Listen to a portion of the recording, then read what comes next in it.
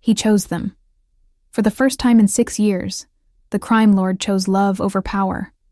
But 1 hour in a park can't erase an empire of enemies, or a wife who just discovered his secret family. Now, as Minsok stands at the gates of fatherhood, he abandoned. 3 questions burn. Can Amara ever trust him again? Will his children accept the stranger who shares their eyes? And when his 2 worlds collide, because they always do, who will he sacrifice this time? Don't forget to subscribe and help me reach 1,000 subscribers as we continue this journey. Morning came too fast and too slow. Minsok hadn't slept.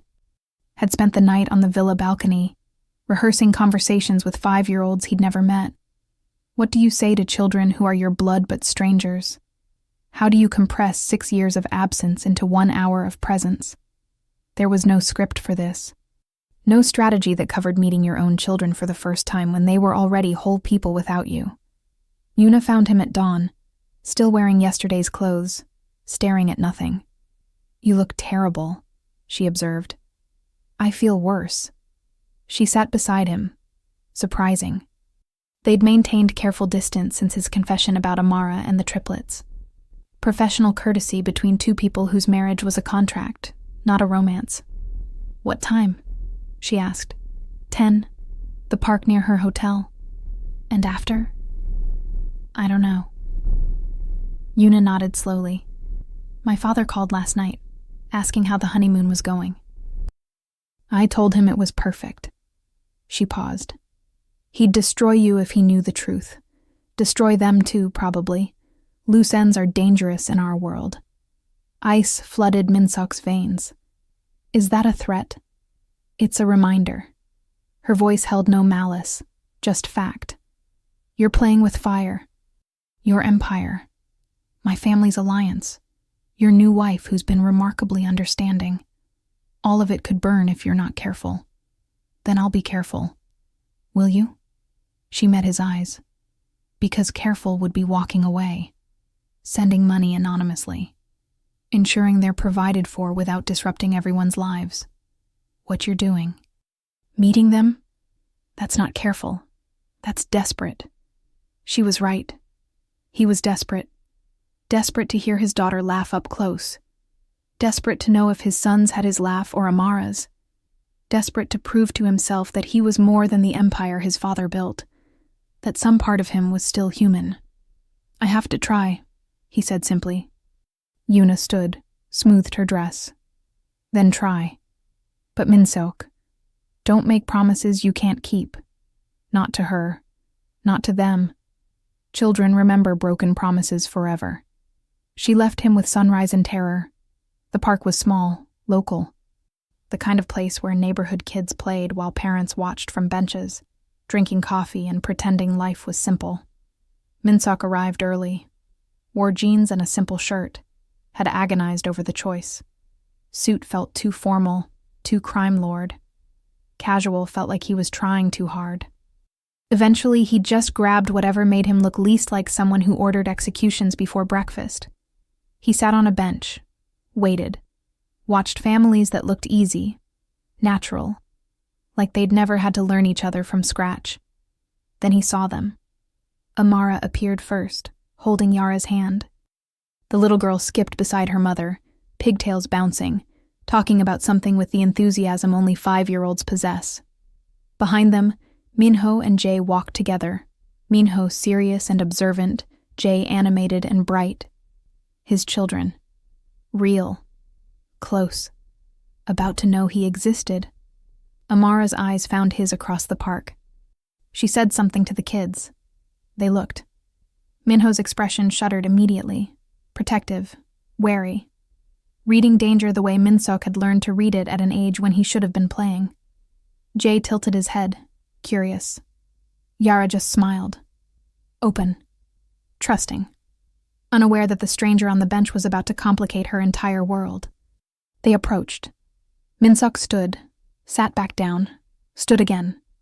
Realized he was terrified of 3 small humans who barely reached his waist. Kids, Amara said gently. This is someone I knew a long time ago. His name is Minsok. Not your father. Not yet. Maybe never. Hi, Yara said immediately, fearless. I'm Yara. That's Minho, and that's Jay. Jay talks a lot, and Minho doesn't talk much, and I'm in the middle. Despite everything, Minsok smiled. Nice to meet you, Yara. You have sad eyes, she observed with brutal 5-year-old honesty. Like when Mama looks at old pictures. Amara's breath caught. Minsok crouched down, eye level with his daughter. Yeah, sometimes I get sad. Why? Because I missed a lot of things I shouldn't have missed. Yara processed this with the seriousness of someone who didn't yet understand subtext. Like what? Like meeting you. She considered this. Then devastatingly, you can meet me now. I'm right here. Simple. Pure. The logic of children who haven't learned that some things can't be fixed just by being present. Jay stepped forward. Do you know our mama from work? From before you were born, Minsok said carefully. We were friends. Are you still friends? He looked at Amara. She looked away. We're trying to be, he said. Minho hadn't spoken. Just watched, evaluated, saw something that made his small face harden. You made Mama cry, he said suddenly. Not accusing, stating fact. A long time ago, I remember. Impossible. Minho would have been too young, but Amara's expression confirmed it. Somehow her eldest son had carried the memory of her grief, had absorbed it even as an infant, held it, protected her. You're right, Minsok said quietly. I did, and I'm sorry. Are you going to make her cry again? The question held weight beyond its words. This child, his child, was asking if Minsok was safe, if he could be trusted. If showing up now meant staying, or just another kind of leaving. I'm going to try not to, Minsok answered honestly, but I can't promise I won't make mistakes. Minho studied him with eyes that were mirrors. Then slowly he nodded. Not forgiveness, not trust, just acknowledgement. Amara exhaled shakily. Okay, who wants to play on the swings? Yara and Jay took off immediately. Minho lingered, then followed, leaving Minsok and Amara standing in a park in Athens, watching 3 children who were theirs and not theirs, together and separate. Everything and nothing all at once. They're incredible, Minsok whispered. I know. You did that. All of it. Without me.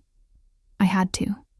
He watched Jay push Yara on the swing, her laughter bright enough to hurt.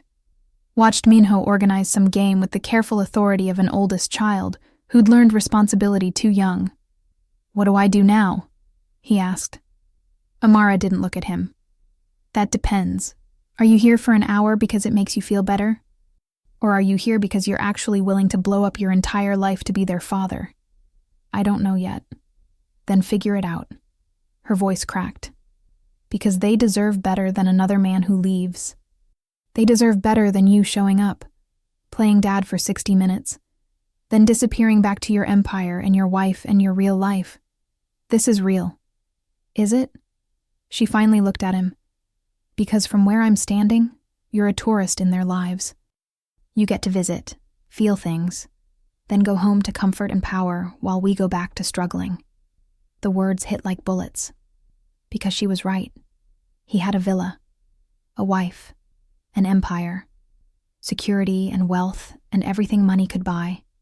And they had a budget hotel, 3 kids sharing 1 bed, a mother working herself to exhaustion. Let me help, he said. Financially. I don't want your money. Steel in her voice. I want you to decide if you're brave enough to actually be present. Not write checks from a distance, not play pretend in parks, actually show up, daily, messily, imperfectly. I have responsibilities, so do I. I have 3 children who need me every single day. But I show up. I don't get to choose when it's convenient. Yara called from the swings. Minsok, come push me. His name in his daughter's voice. He walked over, pushed the swing, heard her shriek with joy, and felt his carefully constructed empire begin to crack. The hour became 2, then 3. Amara didn't stop him, just watched as Minsok awkwardly navigated fatherhood in a public park, pushing swings, helping build sandcastles, listening to Jay's elaborate stories about superheroes and dragons. Minho stayed wary, kept close to his mother, watched Minsok with an intensity that felt like judgment. He wasn't wrong to judge. Around noon, Yara got hungry, declared loudly that she wanted ice cream and wouldn't accept any alternatives. "We'll get lunch at the hotel," Amara said gently. "But I want ice cream now." Classic 5-year-old logic. "There's a place across the street," Minsok offered. "My treat?" Amara's jaw tightened. But Yara was already tugging his hand, and Jay had joined the campaign, and even Minho looked vaguely interested. They crossed to a small cafe, ordered ice cream, sat at an outdoor table like something resembling a family. Minsok paid with a black card that made the server's eyes widen. Amara noticed, said nothing. But he felt the judgment. Here he was, dropping money he'd never miss on ice cream while she counted every euro. Yara got chocolate all over her face. Jay tried to eat his cone upside down and created a disaster. Minho ate neatly, methodically, watching everything. "You're very quiet," Minsok said to him. "I'm thinking." "About what?" "About why you're here." Direct, unflinching. "Mama said you're an old friend, but friends don't make people cry like you made her cry." Amara went pale. "Minho." "It's okay," Minsok interrupted. He met his son's eyes. "You're right. I wasn't a good friend. I left when I should have stayed. And your mom had to do everything alone because of my choices. Why'd you leave? How do you explain empire and violence and inherited destiny to a 5-year-old? I thought I had to be someone else, someone harder. And I thought being that person meant leaving people behind. That's dumb." Despite everything, Minsok almost laughed. "Yeah, it was. Are you still dumb?" "Probably. But I'm trying to be less dumb." Minho considered this. Then, "Okay. Not forgiveness, not even acceptance. Just, okay, progress." Jay, oblivious to the heavy conversation, launched into a story about a bird he'd seen that morning. Yara added commentary. The moment softened. And for 3 minutes, Minsok sat at a cafe table with his children and almost believed normal was possible. Then his phone rang. Yuna. His stomach dropped. He let it ring. Once. Twice. Amara noticed. "You should answer." "It's fine." "No, it's not. Your real life is calling." Bitter. Accurate. The phone stopped ringing. Started again, immediately. That meant emergency. "Excuse me," he muttered, standing. Walked a few steps away. Answered. "Where are you?" Yuna's voice was tight, controlled, dangerous. "Out. Why?" "Because your second in command called me. Me, asking where you were, asking why you weren't responding to urgent messages." A pause. I covered. "Said you were dealing with food poisoning. But Minsok, he's suspicious. And if he's suspicious, other people will be too. His empire, cracking already. I'll handle it. You're with them, aren't you? No point lying." "Yes." Silence. Then, "You need to come back, now, before this becomes a problem we can't fix." He looked back at the table. At Jay showing Yara how to stack napkins. At Minho watching him with those knowing eyes. At Amara, exhausted and beautiful, and trying so hard to hold everything together. "I need more time." "You're out of time." Yuna's voice dropped. "My father called again. He's heard rumors about you being seen with a woman and children in Athens. He's asking questions." Ice flooded his veins. "Yuna, I told him it was mistaken identity. But Minsok? He's sending people to check, to make sure our honeymoon is legitimate. They'll be here by tonight." Fuck. I can fix this. How? By introducing them to your secret family? By explaining that you've been playing house in parks while your empire burns? She wasn't angry, just factual. "You have to choose, right now. Them or everything else. The ultimatum he'd known was coming. I need no more time, no more maybes. Choose. She hung up. Minsok stood on an Athens sidewalk, watching his children eat ice cream, and felt every choice he'd ever made converge into this single moment. His phone buzzed again. Message from his second. Boss. Situation critical. Need orders. Where are you? Another from Yuna.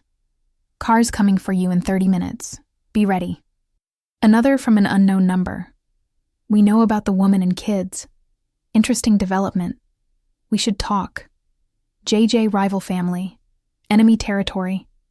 Someone had been watching, documenting, building leverage.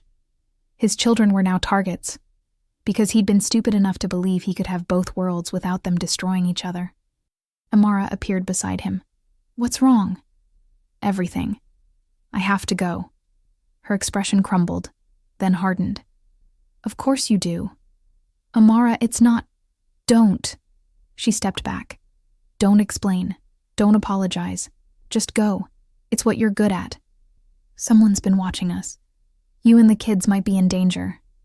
That stopped her. What? In my world, it's not safe.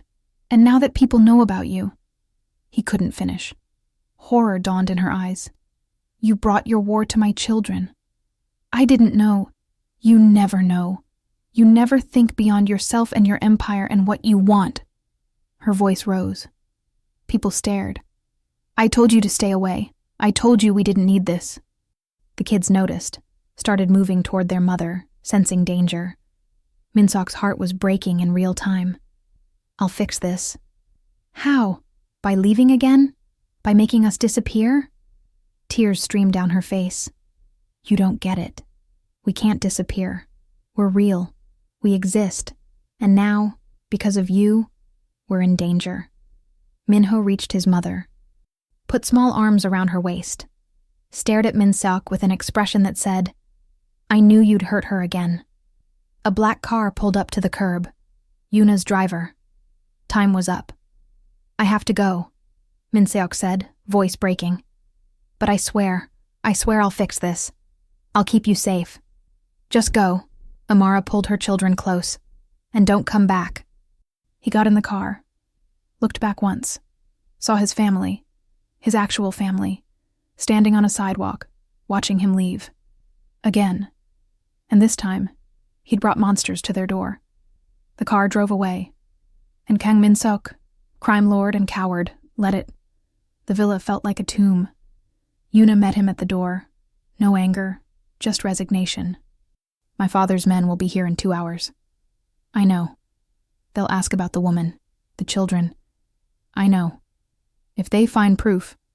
I said I know. He snapped, immediately regretted it. Sorry. She studied him. You love her, still. Not a question. Yes. And the children? They're mine. Yuna absorbed this. Political calculations running behind her eyes. This complicates everything. I'm aware. My father will want them gone, permanently. The word permanently hung in the air like a threat. Minsok's blood went cold. If anyone touches them, you'll what? Start a war with my family? Destroy our alliance? She moved closer. Think, Minsok. Actually think about what you're risking. He was thinking. About Yara's laugh, Minho's protective instincts, Jay's stories, Amara's exhausted strength. About finally having something worth protecting that wasn't built on blood. I can't let them be hurt. Then you need to send them away, tonight. Somewhere your enemies can't find them. Somewhere my family won't look. She was right. Keeping them close meant keeping them in danger. But sending them away meant losing the only real thing in his life. His phone buzzed. The rival family again. Cute kids. Would be a shame if something happened to them. Meet me. Midnight, the old harbor. Come alone. A threat and a summons. They had photos. Evidence. Leverage. And they'd use it. I need to handle something, he told Yuna. The rival family? He didn't bother asking how she knew. Political families always knew. Yes. Don't go. It's a trap. Probably. Then definitely don't go. I don't have a choice. He met her eyes. They have photos of Amara and the kids. If I don't meet them, they'll use it. Destroy your family's alliance. Or worse, hurt them to hurt me. Yuna's expression softened. You really do love them. More than I knew I could love anything. She nodded slowly. Then I'll go with you. What? You heard me. If you're walking into a trap, you're not doing it alone. We're married. Strategic partnership, remember? A slight smile. Partners don't let partners get murdered in harbors without backup. Despite everything, he almost laughed. Your father doesn't need to know everything. She pulled out her phone. I'll call my security. Discreet, professional. We meet them, hear their terms, negotiate our way out. They might not be negotiating. Everyone negotiates. It's just a question of finding their price. She sounded like him. Like someone raised in power, taught to view everything as transactions. For the first time since marrying her, Minsok felt something like respect. Thank you. Don't thank me yet. We might both die tonight. She headed for her room. Get ready. Wear something bulletproof. Midnight came faster than expected. The old harbor smelled like salt and rot and bad decisions. Abandoned warehouses loomed in darkness. Water lapped against broken docks. Perfect place for an ambush. Minsok and Yuna arrived with 3 security guards. Discreet. Armed. Professional. A figure emerged from shadows. Male. 40s. Expensive suit that didn't belong in a place like this. Smiling like he'd already won. Kang Minsok. And the lovely bride. How domestic. Minsok recognized him. Park Ji-hoon. Second-tier crime family. Ambitious. Dangerous in the way small men with big plans usually were. You wanted to meet. We're here. Indeed. Ji-hoon gestured. More men appeared. 8. Maybe 10. All armed. I wanted to congratulate you on your secret family. Very touching. What do you want? Straight to business. I like that. Ji-hoon pulled out a tablet. Showed photos. Minsok with the kids at the park. At the cafe. Amara's face clear in several shots. Evidence. Beautiful children. And the woman. She's the dancer, yes? Amara something? He pretended to think. Wonder what your new father-in-law would say about you having another family. About you lying during your wedding. About... Name your price. Yuna interrupted. Cold. Authoritative. Every inch her father's daughter. You didn't call this meeting to chat. What do you want? Ji-hoon's smile widened. Smart woman. I want territory. Specifically, the 3 blocks Minsok controls near the port. Sign them over, and these photos disappear. That territory's worth millions. So is your reputation. Ji-hoon shrugged. Seems like a fair trade.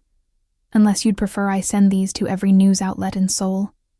Imagine the scandal. Crime lord's secret family. The political fallout. Minsok's hands clenched. Yuna put a hand on his arm. Warning. Restraint. We need time to consider. No time. You have until dawn. Sign over the territory, or the world knows everything. Ji-hoon walked away. His men followed, leaving Minsok and Yuna in the abandoned harbor, holding leverage they couldn't afford to lose. We can't give him the territory, Yuna said quietly. My father would never forgive it. And if the photos leak, he'd never forgive that either. Impossible choice. Give up territory, look weak, destroy his empire's foundation. Or refuse, let the photos leak, watch everything burn anyway.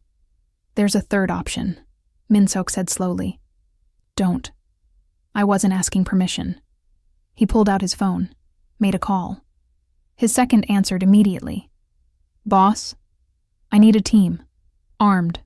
Professional. At the old harbor in 30 minutes. Sir, what? Park Ji-hoon just made a mistake. I'm correcting it. He hung up. Yuna stared at him. You're going to start a war. I'm protecting my family.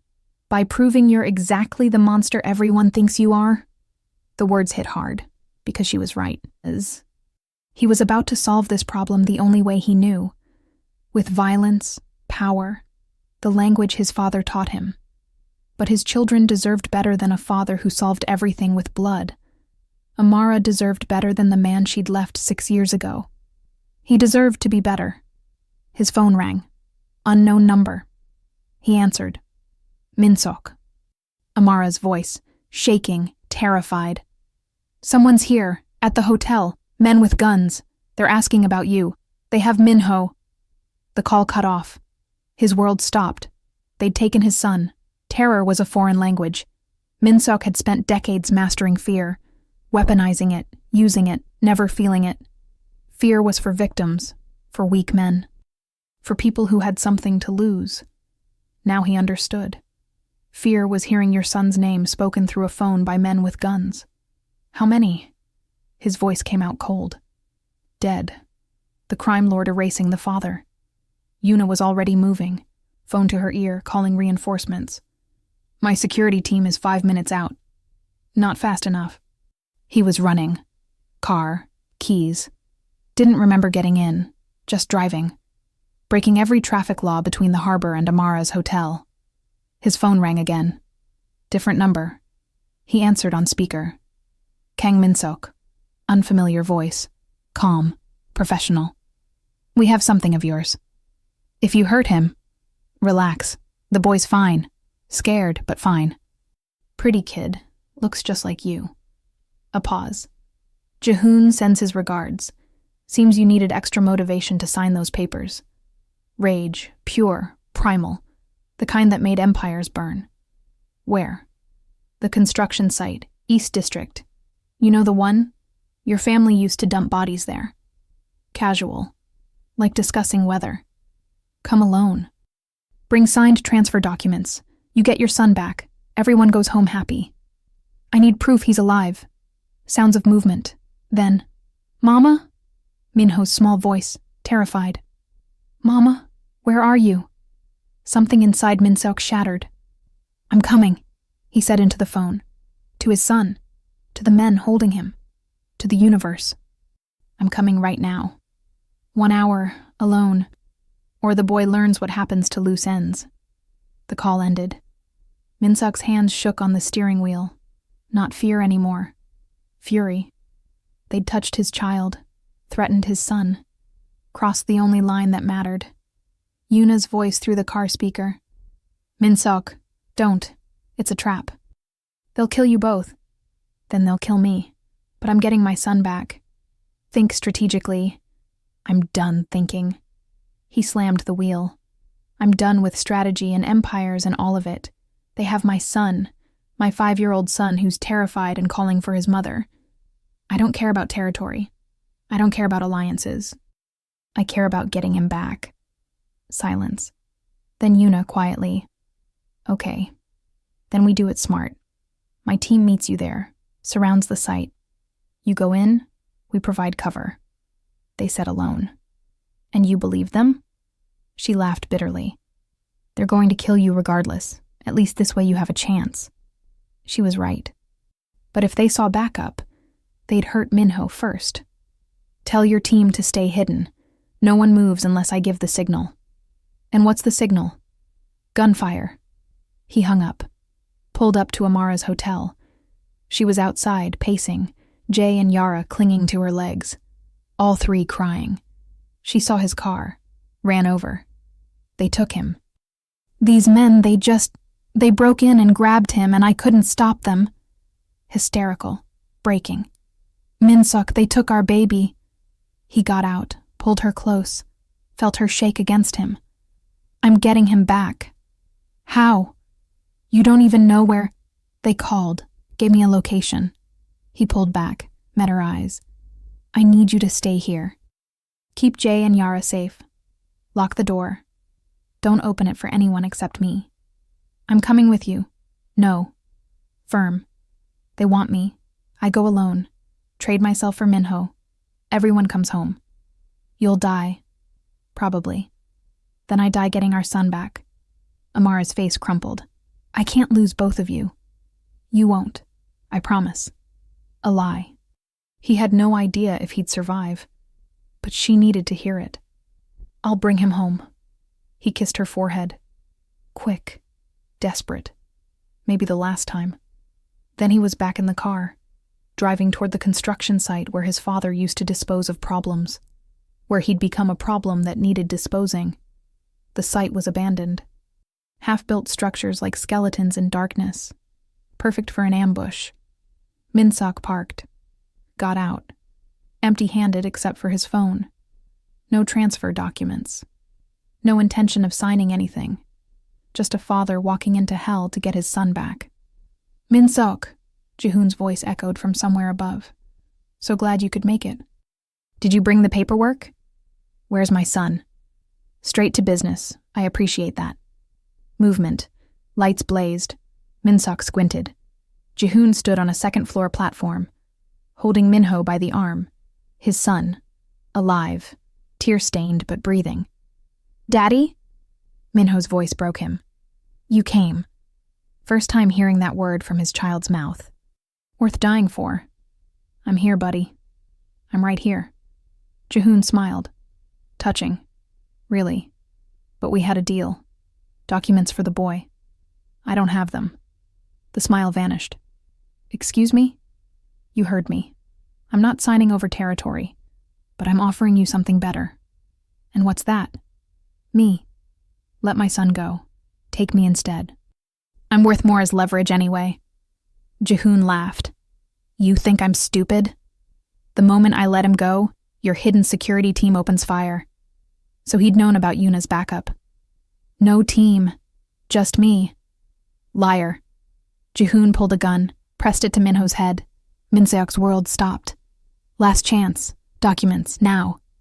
Or I paint this construction site with your son's brain. Minho whimpered. Tried to be brave. Failed. And Minsok made a choice. Not the strategic one. Not the smart one. The only one that mattered. Okay, you win. I'll sign. Jihoon's smile returned. Smart man. Documents? In my car, let me get them. Nice try. Send your boy down first. Then you bring papers. A trade. Minsok nodded. Watched Jihoon push Minho toward the stairs. His son stumbled down. Ran. Crashed into Minsok's arms. I've got you. Minsok whispered. Held his son. Felt small arms around his neck. I've got you. Touching. Now the papers. Minsok set Minho down. Looked at him. Memorized his face. Run. Back to the car. Drive to Mama. Don't stop. Don't look back. But Daddy? Run. Now. Minho ran. Minsok turned back to Jihoon, who was laughing. You really thought I'd let you both leave? You're dumber than I thought. Guns rose. Multiple. From shadows. Minsok had known. But his son was safe. Running. Getting away. That's all that mattered. Any last words? Jihoon asked. Minsok smiled. Yes. Signal. Chaos. Yuna's security team opened fire from hidden positions. Jihoon's men scattered. Bullets shredded the night. Minsok dove behind concrete. Pulled his own gun. Had been armed the whole time, hidden. Father and crime lord merging into one purpose. Survive. The firefight lasted 4 minutes. Felt like hours. When the dust settled, Jihoon lay dead. His men scattered, or dead or wishing they were. Minsok stood in the center of it. Breathing. Bleeding from a shoulder wound. Alive. Yuna's team secured the perimeter. And Minsok realized what he'd just done. Started a war. Killed a rival family's heir. Crossed lines that couldn't be uncrossed. All for a 5-year-old who'd called him daddy for the first time. Worth it. Yuna appeared. Surveyed the carnage. My father's going to hear about this. I know. He'll demand explanations. I know that too. She studied him. Blood-stained, exhausted, completely unrepentant. You've changed. Have I? The man I married would have negotiated, found a strategic solution. You just slaughtered your way through a problem. She paused. For a child you met yesterday. For my son. The distinction mattered. Yuna nodded slowly. What now? Good question. His phone rang. Amara. He answered. Minho's here. He's safe. She broke down. Thank you. Thank you. Thank you. Thank you. I'm coming back. Okay. We'll be here.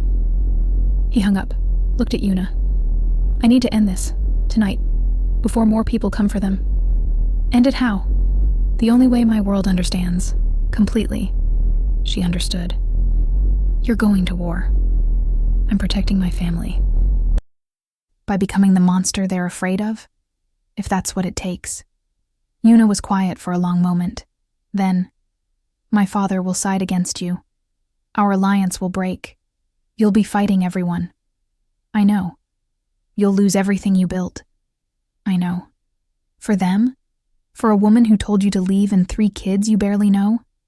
He thought about Minho calling him daddy, about Yara's fearless smile, about Jay's stories, about Amara's exhausted strength. Yes, for them. Yuna nodded, removed her wedding ring, held it out.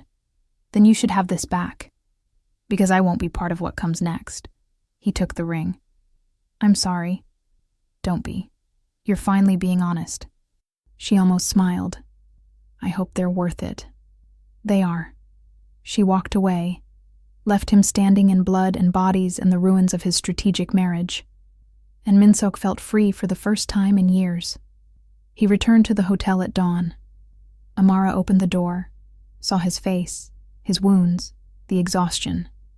Is it over? Not yet, but Minho's safe. You're all safe. That's what matters. She pulled him inside, patched his shoulder wound with shaking hands. Didn't ask questions about the blood. The kids were asleep, all 3 in one bed again. Minho in the middle, holding his siblings, protecting them even in sleep. Minsok stood in the doorway, watched them breathe. I'm leaving my empire, he said quietly. Amara froze. What? Everything. The organization, the territory, the life. I'm walking away. Minsok. They'll always be targets if I stay, always in danger. I can't. His voice broke. I can't watch them grow up afraid. Can't have them looking over their shoulders. Can't be the reason they get hurt. You'll have nothing. I'll have them, if you'll let me. Amara stared at him, processing, understanding what he was offering. Everything for nothing. Power for presence. Empire for family. They don't know you. I'll learn them, slowly, carefully, however long it takes. I don't trust you. I know. I'll earn it. You'll fail. You'll get restless. You'll miss the power. Maybe. Probably. But I'll fail forward. I'll be here. Daily. Imperfectly. Actually present. Tears streamed down her face. Why now? Why not 6 years ago? Because 6 years ago I was a coward. I chose empire over love because I didn't know how to be anything except what my father made me. He met her eyes. But yesterday when they took Minho, I realized something. I've built this entire life on fear and power, and it's hollow, empty. Nothing in it matters except them. Pretty words. I love you. Simple. True. I loved you 6 years ago, and I love you now, and I'll love you tomorrow even if you hate me. And I love those 3 kids sleeping in there even though I barely know them. And I want... He stopped. Started again. I want to be their father. Really be it. Not just the guy who shows up, the guy who stays. Silence. Dawnlight filtered through cheap hotel curtains, and Amara made a choice. Okay. Okay? You get 1 chance. 1. You mess it up, you leave again, you hurt them. We're done. Forever. No second chances after this. I understand. And you prove it. Not with words, with time, with showing up, with being the man they deserve. I will. She didn't look convinced, but she was letting him try, and that was more than he deserved. 6 months later. New York felt different when you weren't running an empire. Minsok rented a small apartment. 3 bedrooms. Nothing fancy. The kind of place where normal families lived normal lives. He'd liquidated everything. Sold territory to rivals. walked away from the organization. Some people thought he was crazy. Others thought he was weak. He didn't care. He spent his days learning fatherhood, school drop-offs, homework help, bedtime stories that he fumbled through but got better at. Minho warmed up slowly, started calling him Dad instead of Minsok. Small victories. Jay never stopped talking, told him everything, required actual attention and presence. Minsok learned to give both. Yara still had the most fearless smile he'd ever seen, trusted him completely, broke his heart daily with how easily she loved. Amara remained cautious, watched him, tested him, made him earn every moment. He earned them. Some days were hard. He missed the power sometimes. The clarity of decision-making backed by force. The simplicity of fear-based respect. But then Yara would climb into his lap during movie night, or Jay would ask him to play superheroes, or Minho would quietly take his hand crossing the street, and the empire he'd lost felt insignificant compared to what he'd gained. Amara found him one evening on their apartment balcony, watching the city. Not with ownership anymore, just observation. "You okay?" she asked. "Yeah, just thinking. About? About how I used to control half this city. And now I can barely control 3 kids' bedtime routine." She laughed, soft, real. "Regret it?" He turned, looked at her, really looked. 6 months of rebuilding trust, of showing up, of choosing them daily. Not even a little bit. Liar. You miss it sometimes. Sure, sometimes. Honest. But I missed you more. Missed them more. Missed the version of me that could be something other than what my father made. She moved closer. First time in months. Let him pull her against him. "The kids love you," she said quietly. "I love them. I know, I see it. Every morning when you make their lunches. Every night when you check on them twice. Every moment you choose us. Always." She tilted her head up. Kissed him. Soft, careful, testing. He kissed back. Gentle, patient. Letting her set the pace. When she pulled away, she was smiling. "We're okay. Not perfect. But okay. Okay is good." "Yeah, it is." Inside, Minho called. "Dad, Jay broke my Lego tower again." Jay's voice. "It was an accident." Yara. "I saw everything. He did it on purpose." Chaos. Beautiful chaos. Minsok looked at Amara. She looked at him, and they laughed. Then went inside, mediated Lego wars, read bedtime stories, tucked 3 kids into beds, kissed foreheads, became the family they'd never planned but chose anyway. Later, alone in their room, Amara asked, "Do you ever wonder what would have happened if you'd known? 6 years ago? Every day. And I think I would have failed them back then. I wasn't ready. Wasn't brave enough to choose them over empire." He pulled her close. "I needed to lose everything to understand what actually mattered. That's a painful way to learn. Worth it, though." She settled against him. "Yeah, it is." They fell asleep like that. 2 people who'd found each other twice, lost each other once, and were building something better from the ruins. Down the hall, 3 kids slept. Minho dreaming seriously. Jay sprawled everywhere. Yara clutching her stuffed bear. Safe, loved, protected. Not by empire or power or fear, just by a father who'd finally learned that the only legacy worth building was the one that called him Dad. And in a small New York apartment, far from compounds and territory wars and criminal dynasties, Kang Minsok built his real empire, one bedtime story at a time. The end.